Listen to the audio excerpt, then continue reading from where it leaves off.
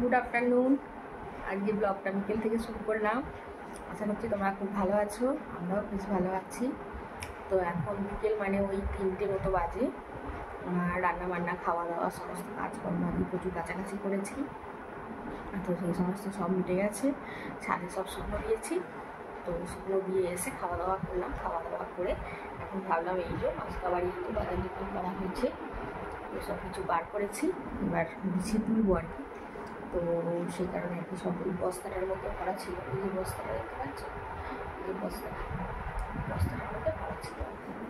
তো সব গুছিয়ে এবার তুলে রাখবো, কারণ ওই বস্তা আমাদের ঘরে সচরাচর ইঁদুর বাড়িতে আসে না, কিন্তু কেন জানেন একটা ছোটো ইঁদুর কোথা থেকে এসেছে।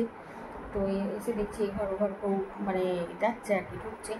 এই বস্তাটা ছিল, তাই ভাবলাম আর কি যে বস্তা থেকে আগে তুলে নিই, কারণ না হলে যদি বস্তার মধ্যে ঢুকে যদি একবার কেটে দেয় জিনিসপত্র, তাহলে সব নষ্ট হয়ে যাবে, তাই না? তো সেই কারণে আর কি সব বের করেছি, গুছিয়ে বালতির মধ্যে ভরে রেখে দেবো। এবার যখন যেটা দরকার লাগবে আর কি রান্নাঘরে নিয়ে যাব। তো সাথে থাকো, দেখতে থাকো, আশা করি ভালো লাগবে। তো এই যে সবুজ বালতি আর ওই লাল বালতি, এই দুটো বালতির মধ্যে ভরে রেখে দেবো। আর সাবান টাবানগুলোকেই কাঁচের মধ্যে রেখে দিই, তো ওখানে রাখবো। আর এখানে ধূপ বাতাসা এগুলো সব শাশুড়ি মায়ের ঘরে রেখে আসবো।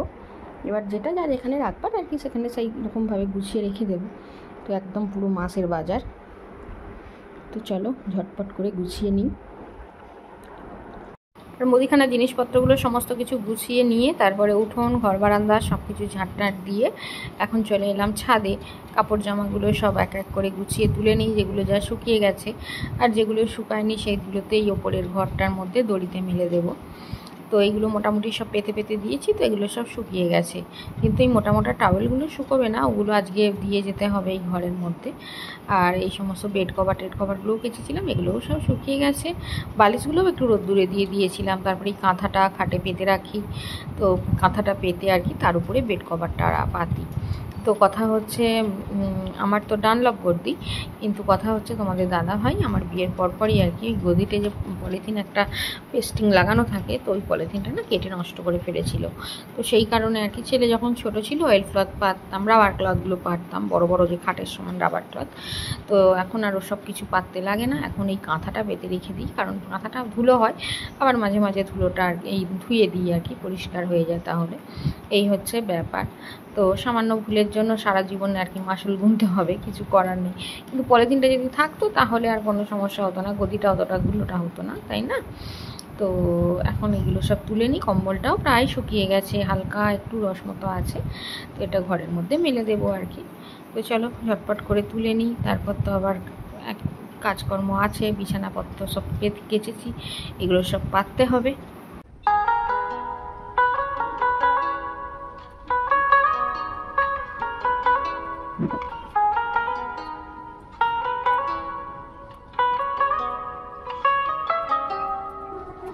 তো সব জামা কাপড় তুলে নিলাম, এগুলো তো শুকনো চেয়ারে যেগুলো আছে, আর এগুলোই তো ভিজে ভিজে আছে, এগুলো সব আর কি মেলে দিয়েছি। আর বালিশগুলোও এখানে মাদুরে তুলে নিয়েছি। আর এখানে এখনও বালিশের কভার দুটো এখনও হালকা একটু মতো আছে আর কি, ভিজে ভিজে টাইপের, তো একটু মেলে দিয়েছি। ছাদটা গরম আছে তো শুকিয়ে যাবে আর কি। তো এবার নিচে যাব, বেড কভার পাততে হবে। আর ওই কাঁথাটা না একটু রোদ্দুরে দিয়েছিলাম, কাঁথাটা আর কি খাটে পেতে রাখি, তো পেতে তার উপরে আর কি বেড কভারটা পাতা হয়। আর আজকে রোদ্দুর উঠেছে দেখে অনেক কিছু কাছাকাছি করেছি। সকালবেলা তো একেবারেই রোদ্দুর ছিল না, 10টা অবধি একেবারে মানে 10টা পর্যন্ত একেবারেই অন্ধকার আর কি, মানে একদম মেঘ করে আকাশ পুরো অন্ধকার মতো হয়েছিল। তো 10টার পর থেকে আস্তে আস্তে দেখলাম রোদ্দুরটা উঠলো, দুপুরের দিকে ভালোই রোদ্দুর উঠেছিল, যাক সব শুকিয়েও গেছে। এবার আর কি নিয়ে গিয়ে পাতবো। আর বাবা এসেছিলেন গতকাল, দুটো কাঁঠাল নিয়ে এসেছিলেন আর কি। তো একটা কাঁঠাল আমরা ভেঙেছি, খেয়েছি, আর একটা একটু ছোটো মতো আছে, সেই কাঁঠালটা আর কি মাস্টারমশাইকে দেবো বলে ফোন করেছি। তো উনি আর কি বাড়ি যাবেন, ওই 4টের দিকে বাড়ি যাবেন বলেছেন, অলরেডি 4টে বেজে গেল। তো দেখি একবার ফোন করে, তো বাড়ি যাওয়ার সময় নিয়ে যাবেন বলেছেন, আবার হয়তো ভুলে গিয়ে চলেও যেতে পারেন, এরকমটা এর আগের বার একবার করেছিলেন আর কি। তো আমি এখানে অপেক্ষা করে সমস্ত কিছু রেডি করে বসে আছি, আর উনি মানে চলে গেছেন, এরকমটা হয়েছিল। তো আমি একবার ফোন করে দেখি উনি আসছেন কি, তারপর আর কি যাবো বেড কভার পাতবো। তো এখন 5টা বেজে গেছে, আর এই তো ঘরে বেড কভার পাততে চলে এলাম। কিন্তু মাস্টারমশাইকেও একবার ফোন করেছিলাম, তো উনি না ওই সিঙ্গুরে নো এন্ট্রি হয়ে যাবে তার আগেই 4টে থেকে, তো সেই কারণে উনি অলরেডি বাড়ি চলে গেছেন। আমারও মনটা খারাপ হয়ে গেল যে সব কিছু রেডি করে রেখে দিয়েছিলাম, তোমাদের দাদাভাইও মিষ্টি টিষ্টি এনে রেখে দিয়েছিল, তো আবার মানুষটা বাড়ি চলে গেল, মনেই নেই, ভুলেই গেছেন। আমি তো আর কি করা যাবে, আপনি বাড়ি চলে গেছেন যেহেতু, আর তো কিছু করার নেই। তো যাই হোক, উনি আর কি আগামীকাল আসবেন বলেছেন। আর এদিকে উনি আসেননি, এক পক্ষে ঈশ্বর যা করেন মঙ্গলের জন্যই করেন, তো ভালোই হয়েছে। কারণ একটু আগে আর কি 5-7 মিনিট আগেই শাশুড়ি মা আমাকে দেখে আর কি বললেন যে কাঁঠালটা একটু নষ্ট হয়ে গিয়েছে। এবার একটুখানি যদি কাঁঠালটা খারাপ হয়ে যায়, সেই জিনিসটা তো আমাদের ঘরে খাওয়া হয় বা পাড়া প্রতিবেশীকে ভেঙে টেঙে দেওয়া হয়, ঠিক আছে, কিন্তু ওনাকে তো আর দেওয়া যাবে না, খারাপ হয়ে গেছে। তো আসেননি উনি, এক পক্ষে ভালোই হয়েছে, তাই না বলো? আমি তো দেখিনি কাঁঠালটা নষ্ট হয়ে গেছে, তো শাশুড়ি মা দেখে বলছেন আর কি যে বাবু মাস্টারমশাইকে দেবে বললে, কিন্তু কাঁঠালটা তো একটু দাগি হয়ে গেছে, কি করে দেবে। আমি বলছি যাকে ভালোই হয়েছে, মাস্টারমশাই আসবেন না ফোন করেছিলেন, তো দেখা যাক কী করা যায়। ওনাকে বলে দেবো, খারাপ হয়ে গেছে তো বলা যায় না, বলবো যে আর কি করা যাবে, আমরা ভেঙে খেয়ে নিয়েছি বা ভেঙে কাউকে দিয়ে দিয়েছি, এরকমটাই বলবো কিছু। তো যাই হোক, আমি আমার কাজকর্ম করি, উনি আর আজকে আসছেন না, তো এই হচ্ছে ব্যাপার।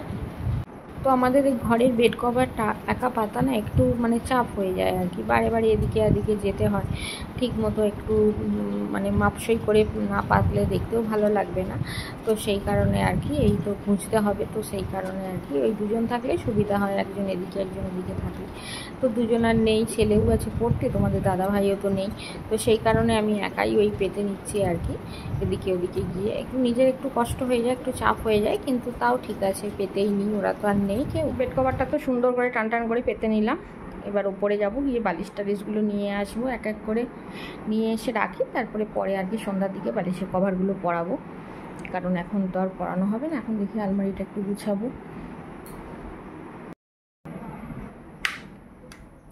তো আজকে তো বাচ্চাটাকে পড়ানো নেই, শনিবার প্লাস আবার রথযাত্রা, উল্টো রথ, তো সেই কারণে আজকে ভেবেছি যে আজকে যেখানে যা কিছু আছে সব গোছগাছ করবো আর কি।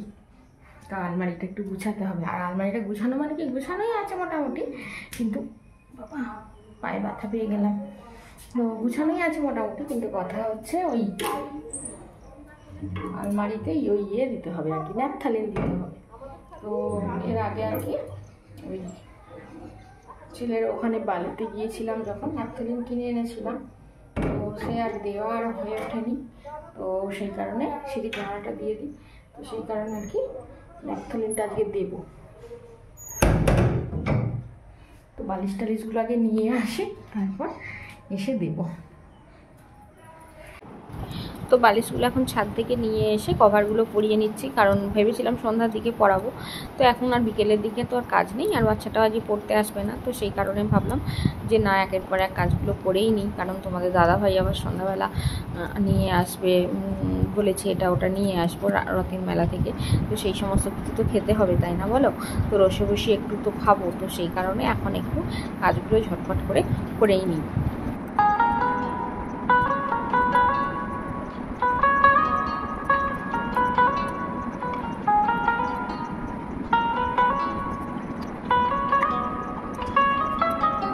বালিশের তো সব কভারগুলো পরিয়ে নিয়েছি, এদিকে সব কিছু গুছিয়ে নিয়েছি, আর এই দুটো জিনিস আর কি, এগুলো একটু সেলাই করতে হবে, তো এখানে রেখেছি খাটে। তো এবার আর কি ওই ন্যাপথালিনটা বার করে নিই, কারণ আলমারিতে দেবো।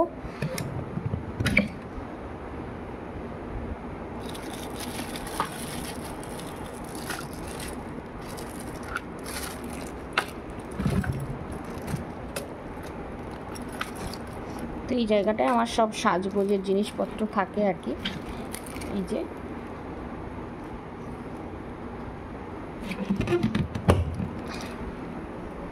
তো এবার ন্যাপথালিনটা আলমারির মধ্যে দিয়ে দিই।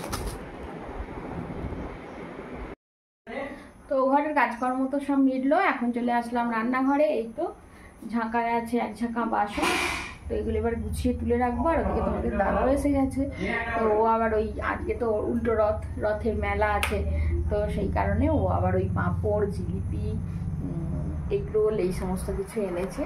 তো ওই দিয়েই আজকে ডিনার হবে, কারণ ওই সমস্ত কিছু সন্ধ্যাবেলা খেলে না আর কিছু খাওয়ার, রুটি টুটি খাওয়ার সেরকম কোনো এনার্জি থাকবে না, তাই না? তো সেই কারণে ওই সমস্তই খাওয়া হবে। ছেলে তো নেই, ছেলে পড়তে গেছে বালি পাথফাইন্ডারে, তো ও আসলে ও খাবে, আর আমরা এখন খাবো গরম গরম। তো গরম গরম না হলে আবার ডিমের দিয়ে একটু আস্তে গন্ধ হয়ে যাবে। তো এদিকে তোমাদের দাদাভাই এসে ফ্রেশ হয়ে নিয়েছে, আর ওই দেখো দুজনে মিলে বসে বসে পাঁপড় ভাজা খাচ্ছি। আর আমি আবার বললাম যে তোমার থালাটা একটু এদিকে দাও, একটু দেখাই বন্ধুদের। তো সেই কারণে আবার একটু থালাটা এগিয়ে দিল আর কি এদিকে। তো যাই হোক, এখন পাঁপড় ভাজা খাওয়া হলো, এবার খাওয়া হচ্ছে জিলিপি, তারপর আর কি খাওয়া হবে এগরোল। তো গত রথে তো আর জিলিপি কিনতে লাগেনি, আমার স্টুডেন্টের বাড়ি থেকে এসেছিলো, কিন্তু এবারে কেনা হলো আর কি জিলাপি। তোমাদের দাদাভাই কিনে এনেছে আসার সময়। এই জিলাপিগুলো না আরও সুন্দর জিলাপি, খুব টেস্ট ভালো জিলাপিটা। তো সেটাই তোমাদের দাদাভাইকে বলছি আর কি, যে খুব সুন্দর জিলিপিটা। তো যাই হোক, এখন টুকটুক করে খাওয়া দাওয়া করে নিই। এই জিলিপিগুলো বিশাল বড় বড়। চেষ্টা করো। সেই স্বাদ।